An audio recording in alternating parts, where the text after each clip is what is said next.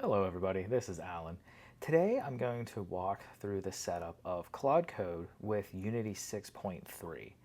So to first begin, you need to make sure that you have the Unity AI Assistant installed. So if you don't see this here, right click somewhere at the top here, go to Services and click AI, and that will bring up this drop down here.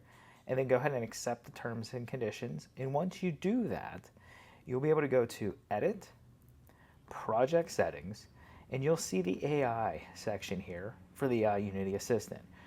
And how we're going to integrate Claude Code with Unity is using the Unity MCP Server. This is the Model Context Protocol, and this is what allows Claude Code and other agents to communicate to the software in general, and in this case it's going to be Unity. I already have Claude Code installed via the CLI, and in the description of this video I will provide the link to Anthropic's install guide so you can get it installed on your Mac. And the reason I'm doing this demonstration today is with previous testing on the MacBook Neo, which this is what this is running on, Unity has been an excellent game engine to have on here. I really think this is going to shine using Claude Code in Unity. I really think we're going to see a lot of students and people who need a very lightweight development machine take this laptop, this MacBook, and really have an excellent development time on it. So let's get to it. Let's go ahead and configure Claude Code. So the first thing you want to check for with the MCP server is that make sure it's running. You should see this green dot here saying running. Scrolling down here, you'll see some of the tools that are enabled out of the box with Unity's MCP server. What these are the tools, or in some ways the skills, but more so the abilities that Unity will present to agents connecting on the MCP server. So you can see you can create assets, you can get some models, and going down here you can see there's other things like you can expose the convert to material by checkboxing that. And down here, some other real interesting things are some of the core elements. You can have Unity be able to create scripts or delete scripts, but from an AI agent. So going down further here, I'm actually going to scroll up. I'm going to collapse the tools thing, tools menu, and we're going to look at integrations. This is where you can see out of the box, Unity does allow and does have the ability to interface with a lot of these agents. Today we're going to work with Claude Code. So first thing I'm going to do is go and hit configure, and I already have this installed, so this automatically found it. If you hit locate, this will bring up the JSON file that's for the configuration of the MCP server for Unity. So you can see mine's there, and Unity will build this automatically in the background.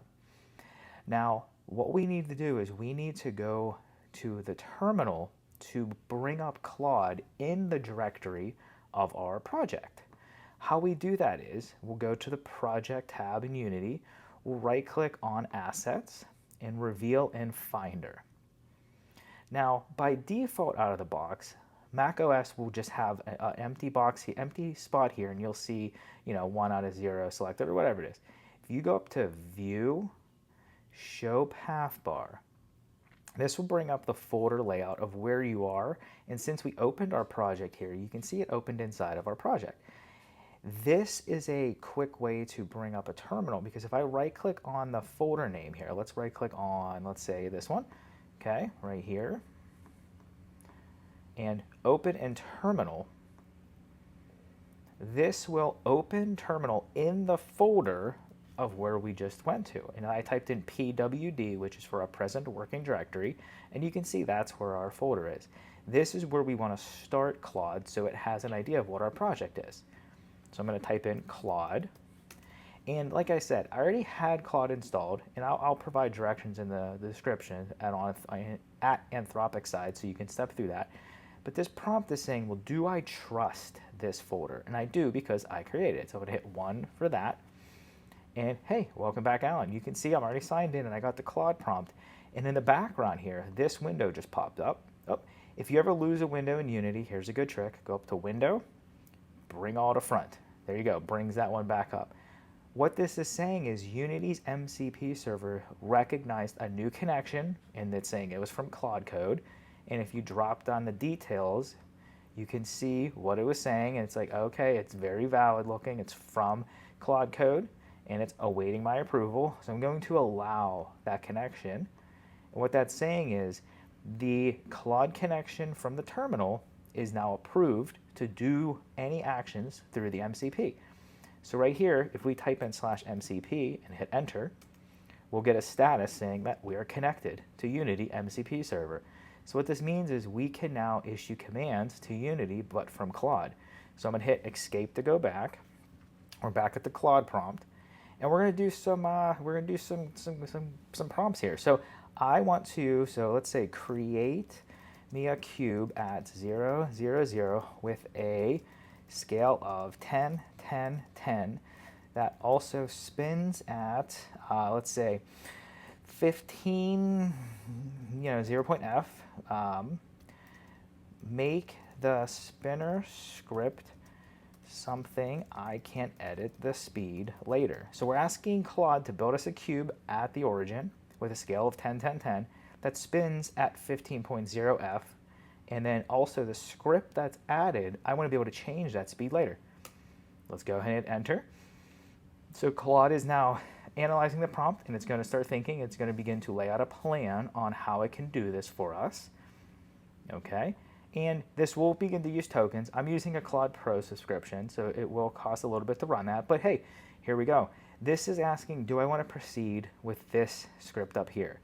If you look at this, I know it's not pretty, but you can get the gist of what this is asking and what this is doing. If you hit yes, number 1, it will just accept that one. If you hit 2, this will accept that and also not prompt again. I prefer number 1 because I will look at this to see what it's doing in case something looks a little strange. Number 2 will just allow it to go kind of crazy and do its own thing. So we're going to hit 1 for now, and it's going to start building the scripts, building the cube in the background here, and we should keep an eye on this. We'll see some stuff change in the background. You can see on the bottom right here, it's compiling scripts in Unity, so something's happening. Claude gave us another prompt here. So this script looks like it's going to be doing some more positioning. So with position 0, some scale, okay, attach the spinner script right there. Let's go and accept that. This is really where you can begin to see the power of how you can use an AI agent to help you build things inside Unity. Here we go. So this is done. So we're going to change back to Unity. I'm going to go to this scene here. You can see spinning cube. Here's our cube. Let's check its origin and scale.